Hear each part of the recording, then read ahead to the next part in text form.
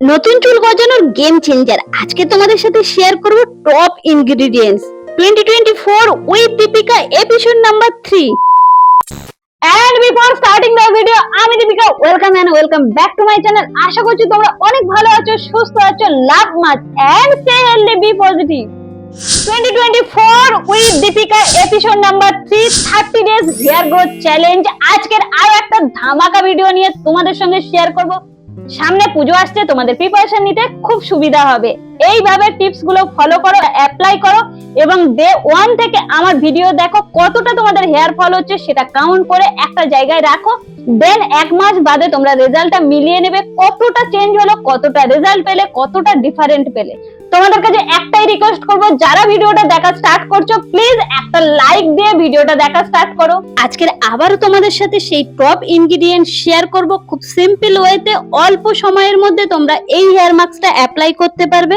500 গ্রাম জলের মধ্যে 4 চামচ আগের দিন রাতে থেকে ভিজিয়ে রাখা মেথি, সেটাকে ছেঁকে তুলে দিচ্ছি এখানে এবং এটাকে ফোটাতে হবে 8 থেকে 10 মিনিট। প্রায় জলটা কমে আসবে, হাফের একটু বেশি থাকবে, সেই সময় কিন্তু এটা নামিয়ে নেব। এটা একটা পাওয়ারফুল রেমেডি যেটা তোমাদের সাথে শেয়ার করছি, আর আজকে তোমাদের দেখাবো কিভাবে এটা ইউজ করে নিউ বেবি হেয়ার আসবে। আর ভিডিও শুরুতেই তোমরা দেখলে আমার প্রচন্ড পরিমাণে নতুন হেয়ার এসেছে প্রচুর।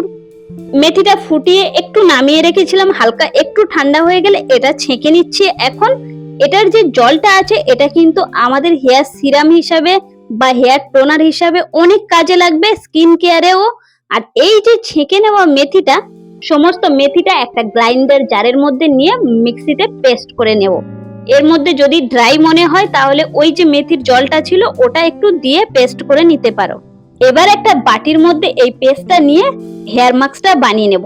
আর এর মধ্যে দিয়ে দিচ্ছি, এখানে আমি দিয়ে দিচ্ছি 3 চামচ অনিয়ন অয়েল মানে পেঁয়াজের তেল। তোমরা যদি চাও আমলা অয়েল মানে আমলকি তেল দিতে পারো বা অলিভ অয়েল ব্যবহার করতে পারো, সেক্ষেত্রেও দারুণ বেনিফিট পাবে। এখানে শুধুমাত্র আমি দুটো জিনিস ব্যবহার করলাম, মেথির পেস্ট আর পেঁয়াজের তেল। খুব ভালো করে দুটো জিনিস মিশিয়ে নিলাম। আর হ্যাঁ, তোমাদের একটা কথা বলা হয়নি, চ্যানেলে যদি ফার্স্ট টাইম হয়ে থাকো, আমাকে যদি প্রথমবার দেখে থাকো, অবশ্যই চ্যানেলটিকে সাবস্ক্রাইব করে নিও। সাবস্ক্রাইব করে পাশে থাকা বেল নোটিফিকেশনটাকে অন করো, পরবর্তী সমস্ত ভিডিও নোটিফিকেশন পেয়ে যাবে। এবার হেয়ার মাস্কটা অ্যাপ্লাই করার পালা। তার আগে কিন্তু হেয়ারটাকে ভালো করে গোলাপ জল দিয়ে হালকা হালকা করে একটুখানি রুট গুলো এবং হেয়ার গুলোকে একটু ভিজিয়ে নেব। দেন চুলটাকে দুটো ভাগে ভাগ করে এইভাবে ছোট ছোট সেকশন করে করে স্ক্যাল্পে ভালো করে আমি অ্যাপ্লাই করে নিচ্ছি। যেভাবে তোমাদেরকে ভিডিওতে দেখাচ্ছি ঠিক এইভাবে তোমরাও অ্যাপ্লাই করো। তোমাদের যাদের যাদের আমার মতন চুল ঝরা পড়ার প্রচন্ড সমস্যা, রিগ্রোথ হয় না, নতুন করে চুল গজাতে চায় না, খুব ভালো করে স্ক্যাল্পে ছোট ছোট সেকশন করে রুটের মধ্যে এটা ভরে ভরে অ্যাপ্লাই করবে, ফুল স্ক্যাল্পে অ্যাপ্লাই করবে। বেসিক্যালি আমাদের মাথার সামনে এবং মিডল পোরশনে বেশি চুল উঠে যায়, এই জায়গাগুলো কিন্তু খুব ভালো করে ধরে ধরে অ্যাপ্লাই করবে, একটু জাস্ট সময় নিয়ে। এই হেয়ার মাস্কটা তোমরা উইকলি একবার ব্যবহার করতে পারো। আর আমরা সকলেই আশা করছি জানি, মেথি আমাদের চুলের স্ট্রাকচার কিন্তু চেঞ্জ করে বেটার করে দেয়। মেথি আমাদের চুলকে ইমিডিয়েটলি শাইন করে দেয়, এটা চুল বাড়তে এবং নতুন চুল গজাতে সাহায্য করে। এই ইনগ্রেডিয়েন্টসকে চুলের গেম চেঞ্জারও বলা হয়। ধীরে ধীরে আমার স্ক্যাল্পের একটা সাইড পুরোপুরি অ্যাপ্লাই করার পরে নেক্সট অন্য সাইডটাই খুব সুন্দর করে ছোট ছোট সেকশন করে একইভাবে আমি ফুল মাথাতে কিন্তু অ্যাপ্লাই করে নিয়েছি।